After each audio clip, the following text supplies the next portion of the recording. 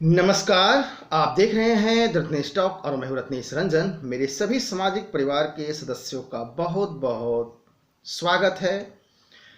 मुख्तार अंसारी का जो प्रकरण है, पूरा मामला जो है, इस बात से सभी आप अवगत हो चुके हैं अब तक कि उसको पंजाब के रोपर जेल से उत्तर प्रदेश के बांदा जेल लाया जा चुका है। इसके अलावा मऊ विधानसभा से बीएसपी का विधायक रह चुका है, समाजवादी पार्टी में भी रह चुका है, 5 बार का यह विधायक है। मुख्तार अंसारी की ताकत यह है कि मऊ और गाजीपुर यहां पर सांसद विधायक बनाने में इसकी बड़ी भूमिका रहती है। कांग्रेस पार्टी की जो सरकार है पंजाब में पिछले 2 साल से मुख्तार अंसारी को अपने आंचल में छिपा करके रखी हुई थी, या यूं कहें कि यह सरकारी दामाद बना करके कांग्रेस पार्टी ने रखा हुआ था। जैसा कि मेरा इस वीडियो का हेडलाइन है, पूरे मुख्तार अंसारी के प्रकरण में मैं मीडिया के पतन के रूप में कैसे देख रहा हूं, इस बात को मैं आपको बताना समझाना चाहता हूं। क्यों मुझे लगता है कि पत्रकारिता का स्तरहीन रूप और स्वरूप हमें इस पूरे प्रकरण में देखने को मिला है। मुख्तार अंसारी को जब पंजाब के रोपर जेल से लाया जा रहा था तो सभी मीडिया, छोटे बड़े जितने भी हैं, छोटे बड़े मीडिया, टीवी पत्रकार, अखबार पत्रकार, सभी के सभी इसी पे नजर लगाए हुए थे जब तक कि उत्तर प्रदेश बांदा जेल नहीं पहुंच गया। मुख्तार अंसारी सिर्फ और सिर्फ इस खबर की खोज में, इस खबर की तलाश में कि कब, कहां और किस तरह गाड़ी पलटी जाएगी। इसके अलावा मीडिया का कैमरा मुख्तार अंसारी की गाड़ी के पीछे ऐसी लगी हुई थी मानो यह कोई सेलिब्रिटी हो।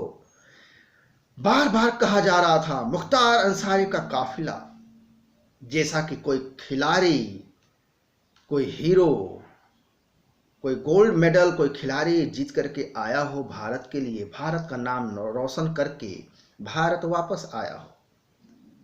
योगी सरकार की तारीफ की जानी चाहिए कि मुख्तार अंसारी को मजबूर कर दिया उत्तर प्रदेश जेल वापस आने के लिए, और कांग्रेस भी मुंह देखती रह गई जबकि वो पिछले 2 साल से पंजाब के जेल में सरकारी दामाद बना करके रखे हुए था और उसे बचाने के लिए एक से एक महंगा वकील भी करा था।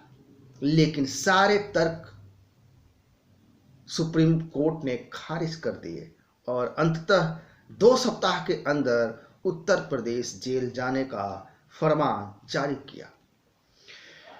ध्यान देने वाली बात यह है कि जब मुख्तार अंसारी यूपी बांदा जेल में पंजाब रोपर जेल ले जाया गया था, यूपी बांदा जेल से, तो उत्तर प्रदेश सरकार को इसकी भनक तक नहीं लगी थी, या यूं कहें जानकारी नहीं मिल पाई थी।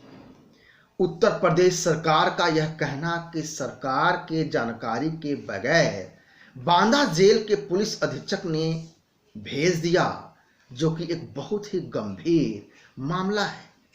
इस पर क्या आप लोगों ने किसी प्रकार का डिबेट देखा? क्या इस पर आपने किसी अखबार मैगजीन में कोई संपादकीय देखा? क्यों नहीं मीडिया ने सरकार से और उस बांदा जेल के अधीक्षक से सवाल किया? क्यों नहीं पंजाब के सरकार और पंजाब के रोपर जेल के अधीक्षक या जो अन्य अधिकारी हैं उससे सवाल किया कि क्यों आपने बिना सरकार, यूपी सरकार की जानकारी के आपने यह लाया है यहां पर?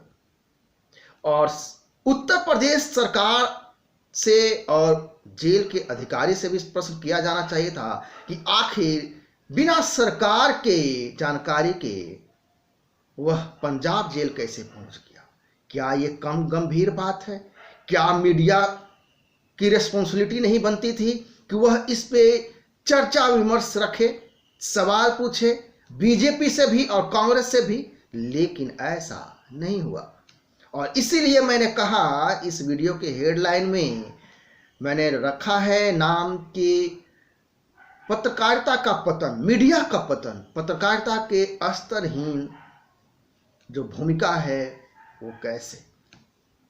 पूरी की पूरी मीडिया जो आपको अभी हाल में ही हाथरस रेप कांड में पहुंच जाती है गाड़ी कैमरा लेकर के, आज तक न्यूज चैनल की एक महिला पत्रकार एक फर्जी खबर चलवाने के लिए रेप पीड़िता के भाई से कुछ फर्जी वीडियो रिकॉर्ड करने के लिए चैनल के अनुसार पत्रकारिता करने के लिए कहती है, तो यह भी गंभीर मसला है।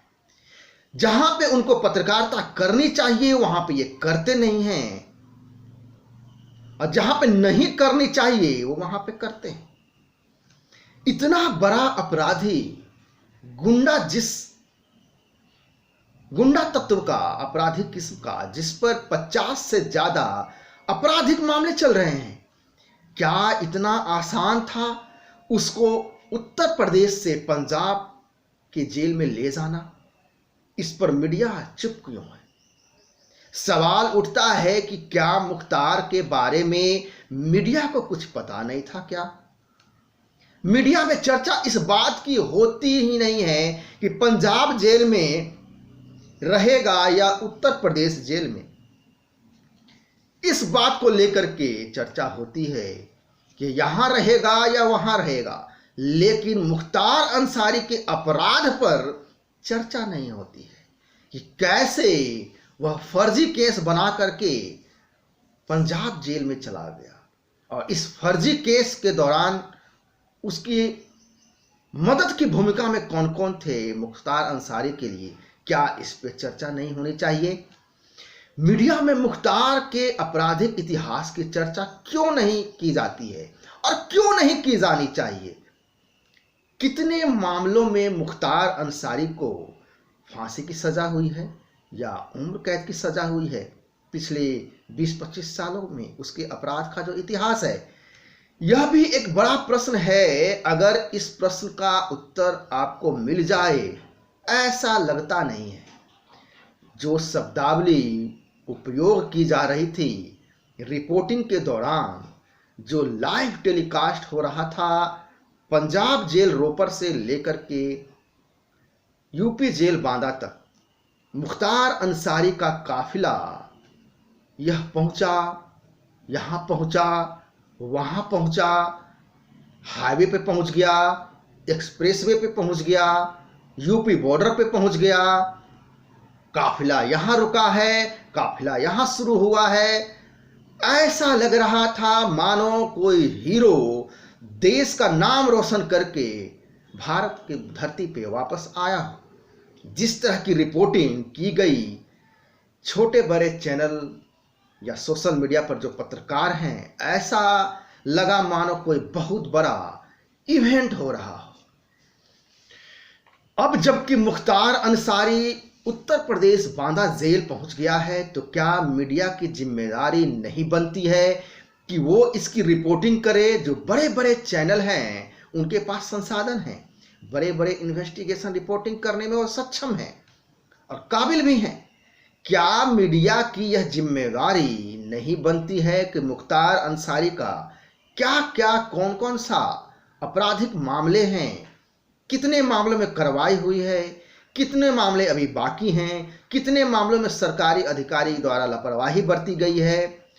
मैं अपने देखने वालों को बता दूं कि मऊ क्षेत्र की पूरी एक पीढ़ी गायब कर दी गई है मुख्तार अंसारी के आतंक के द्वारा। कुछ लोग डर कर, तो कुछ लोग लोभ और लाभ के वजह से समर्थन देते रहे मुख्तार अंसारी के गुर्गे को, क्योंकि वो सरकारी तंत्र में घुसपैठ कर चुका था, चाहे वो समाजवादी पार्टी की सरकार हो या बीएसपी की सरकार हो। इन दोनों ही सरकारों के दौरान मुख्तार अंसारी बड़े ही चतुराई से, बारीकी से राजनीतिक समीकरण बनाने में सफल रहा। एक बात आप सभी गौर करें, बहुजन समाजवादी पार्टी और समाजवादी पार्टी और भारतीय जनता पार्टी के शासन का फर्क देखें और समझें। अगर यह जो समय है अभी, यह बहुजन समाज पार्टी का होता या फिर समाजवादी सरकार होती अभी, तो आप यकीन मानिए मुख्तार अंसारी को लेकर के किसी तरह की चर्चा नहीं हो रही होती, क्योंकि ये वही मुख्तार अंसारी है जो पूरी सरकार और पुलिस तंत्र नतमस्तक हुआ करती थी इस मुख्तार अंसारी के सामने। मैं बात कर रहा हूं खबरों की कवरेज के तरीके में। मुख्तार अंसारी को लेकर खबरें दिखाई जा रही हैं, लेकिन जो मीडिया की जिम्मेवारी बनती है, जो दूसरे पहलू हैं मुख्तार अंसारी के संदर्भ में, क्या वो नहीं दिखाया जाना चाहिए? जहां अपराधी के अपराध के बारे में, अपराध हुआ, अपराध से पीड़ित परिवार के बारे में इसकी चर्चा बहुत ज्यादा होनी चाहिए थी, जो कि अभी हो नहीं रही है। लेकिन चर्चा किस बात की हो रही है? एनकाउंटर होगा कि नहीं, गाड़ी पलटेगी कि नहीं, काफिला कहां पहुंचा है, क्या उत्तर प्रदेश बॉर्डर क्रॉस कर चुका है गाड़ी, और बांदा जेल कब पहुंचेगी।